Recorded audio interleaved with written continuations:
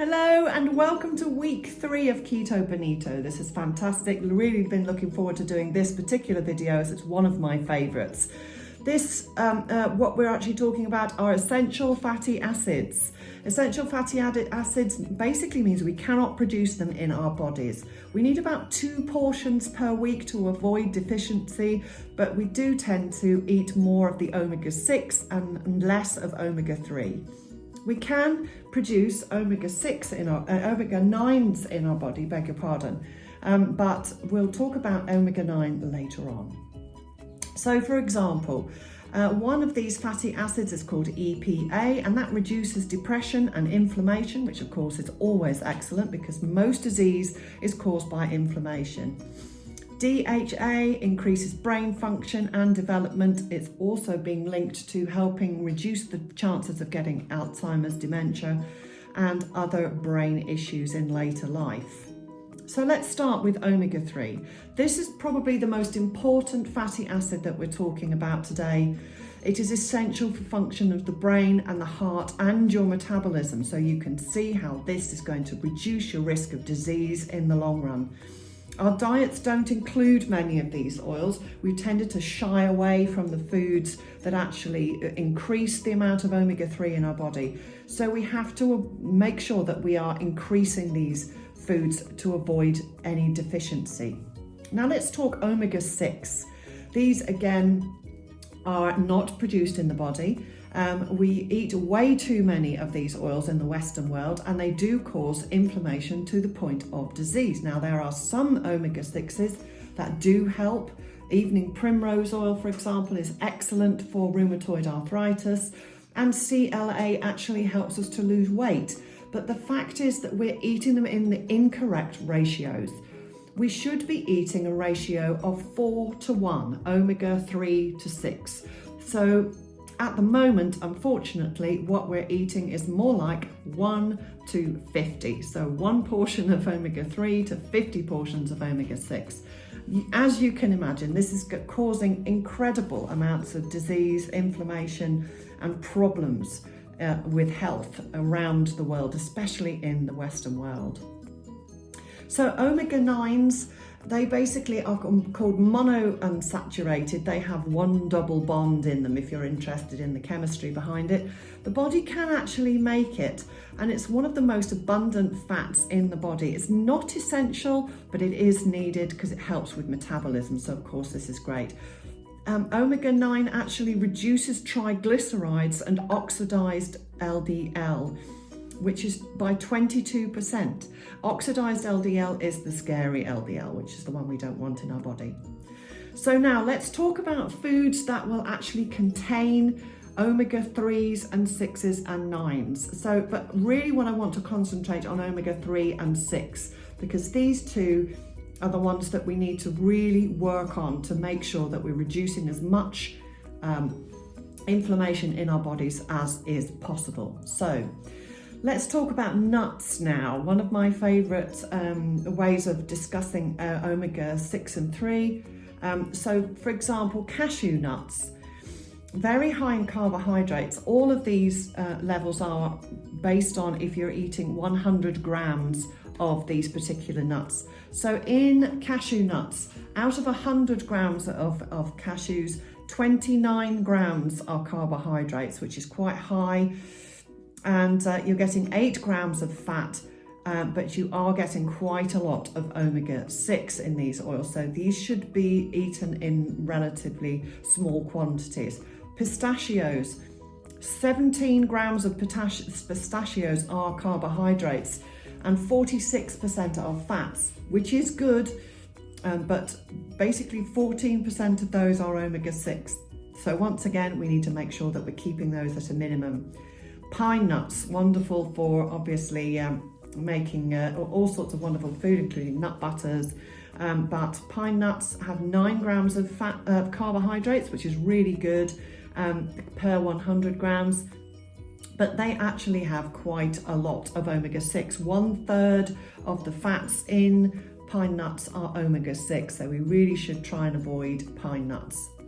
Let's move on up to some better nuts for you to eat.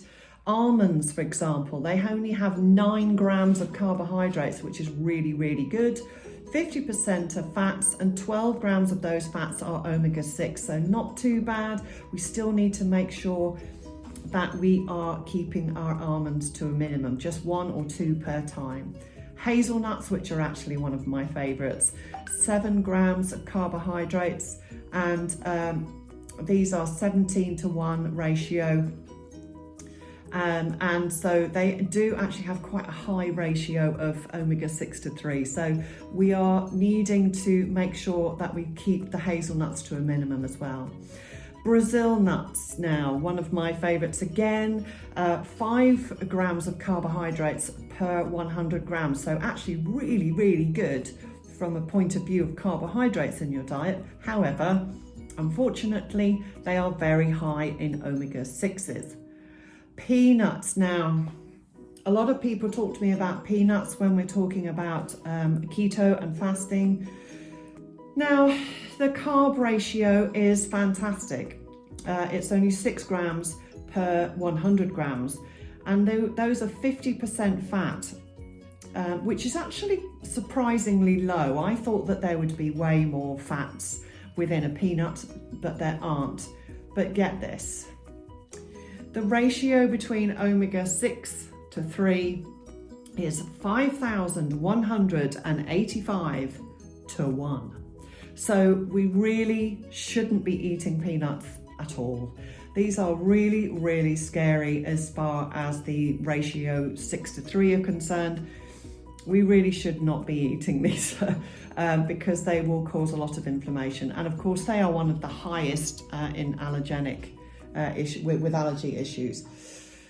So let's move on to something that we can actually eat without getting all scary. So coconuts, only 7 grams of carbohydrates per 100, which is fantastic. 65% of these fats are fantastic for the omega-6-3 ratio.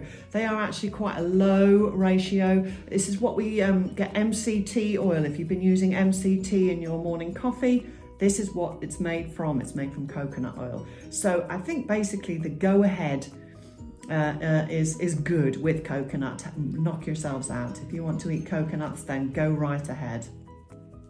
Now, the 3 top oils, nuts for fatty oils, essential fatty acids are pecans. Pecans are very good. 4 grams of carbs per 100 grams. That's incredible. However, there are no omega-3s in pecans. So a tiny amount, please, because there is quite a lot of omega-6s in pecans. We just have to make sure that we just keep everything to a minimum, moderation as always. Now, here's a really, really good one. Walnuts, only 3 grams of carbohydrates per 100 grams of walnuts. That's, I mean, it's the best carbohydrate ratio in any nut of any description. And 59% fats. Now, the 6 to 3 ratio is 4 to 1, which is really, really good. That's about right. That's exactly what we need. So what is the top oil? What is the top nut? And it is macadamias. Macadamias only have 6 grams of carbohydrates and a really, really low ratio of omega-6 to 3, which means that we can knock ourselves out and eat what we want, basically. It's absolutely superb. Now let's talk about more foods that contain omega-3 fatty acids and less of the omega-6s. We've got fatty fish, so all mackerels, sardines, anchovies, herring, oysters, and salmon contain a very high ratio of omega-3s. I don't know if you would have the same sort of grandma as I did, but she always used to say that fish, especially fatty fish, was brain food, and she's absolutely right. All of these omega-3s help to improve brain function and inflammation and metabolism towards brain function. So we need a lot of fatty fish if we can. Now, if you're not interested in eating a lot more fish, then we can go for things like seeds. So flax seeds and chia seeds are excellent for omega-3 content. They have a really high, especially flaxseed, have an unreal amount of omega-3 in their content. So, for example, if you like to break your fast with something like I used to do sort of like morning oats, so I'd leave overnight oats, so I'd leave them in the fridge. Of course, don't eat oats anymore because we're on keto. So what I do instead is tend to make overnight oats with either a Greek yogurt or full fat cream and chia seed, and that just makes a really nice pudding, especially if you add something like raspberries or blueberries to that as well, and that can be a lovely pudding rather than a breakfast. And of course you are then getting lots of vitamins, minerals, fibre, and of course if you're using Greek yogurt you're also getting a lot of wonderful gut flora medicine, food for your gut flora, and also we're talking about omega-3s, once again very, very high in omega-3s. Some vegetables which contain a high amount of omega-3s, not many of them, only 2, so spinach and Brussels sprouts. There are other vegetables that do contain a lot of of omega-3. Sadly though, it's not enough to really be mentioning here. So spinach and Brussels sprouts, very high in omega-3s. Also we're talking about eggs. Eggs are very, very high in omega-3 compared to omega-6, which of course is very beneficial, and we just need to eat as many eggs as possible because they are absolutely superb. They contain vitamin B12 and they also increase the amount of vitamin D that you absorb when you're in the sunshine. So really good to go for the eggs. Now let's talk about eggs for a moment, because a lot of people don't really understand about I was told that you should only eat really sort of like 2 to 4 eggs per week because of the amount of fat in them and cholesterol in them. Now, next week we're going to be talking about cholesterol and as it's associated with the keto diet. But let's just for now talk about eggs as a superfood, because they really, really are. They contain so much incredible vitamins and minerals that we really should be eating as many of them as we possibly can. Now, when I have, for example, I had an omelette last night for my dinner. I can, because I've had my teeth whitened this last week, I can only eat white food, so I'm going for egg and cheese and mushrooms and onions and cabbage and things like that at the moment. Cauliflower, chicken and fish are all on my diet at the moment. So the ones that what I did last night was I had a fish omelette with some cod, and I did 3 eggs. I had 3 eggs, and I will have another 3 eggs today because I absolutely love them and they're brilliant. And to make it absolutely sensational, add some cream as well, because that's really, really good. Now, I'm sorry that this week's video is not very long.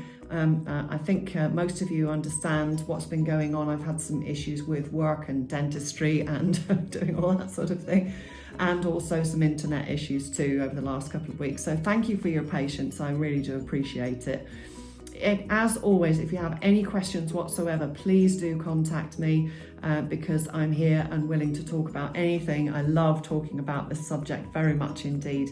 And next week we're going to be bringing out some recipes, and we are also going to talk about, I'm not sure what we're going to do for the worksheet quite yet. Obviously this week's worksheet we've been talking about alcohol, and so just to give a little roundup about the alcohol, just to spin on out to 15 minutes for this video.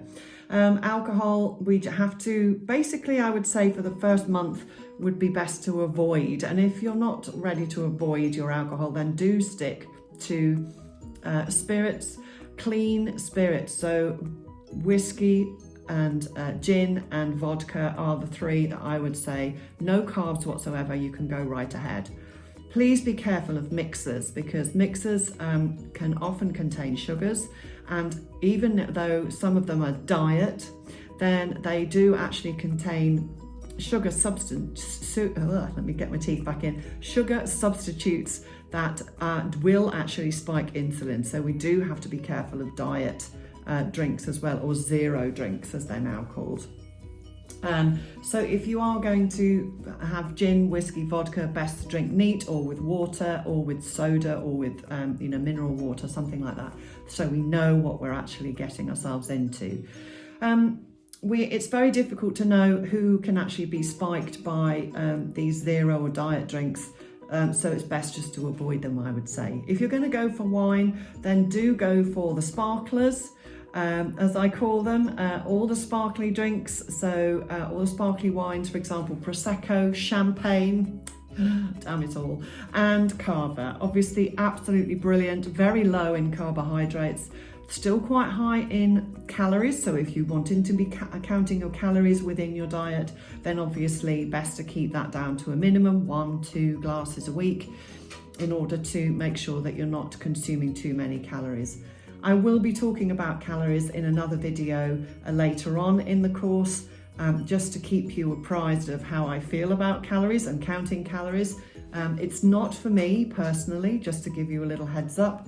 But I am very much aware that when I'm eating more than one meal a day, because I'm only doing one meal a day at the moment, that I need to make sure I'm not eating too much in the way of fat, because you can overdo it. It's the same as if you don't have too much, if you have too little fat, you can end up gaining weight because our bodies go into starvation mode. And if you eat too much fat, then obviously we can not be burning it fast enough, especially if you're not as active. I'm not very active at the moment, just had some injuries and health issues, so I've just been keeping to myself and pottering around in the garden and stuff, so not as active as I usually am. So there we are, that's this week's video. I hope you enjoy it. As I said, if you have any questions whatsoever, please just give me a shout. I'm very happy to help you in any way, shape or form as I can. If you need to meet up or to just have an online chat or talk to me over the phone, whatever you need to do, just give me a shout. I'm always here and happy to help. So take care, enjoy your keto, enjoy your nuts, and try and keep up with your omega-3s. Okay, bye-bye.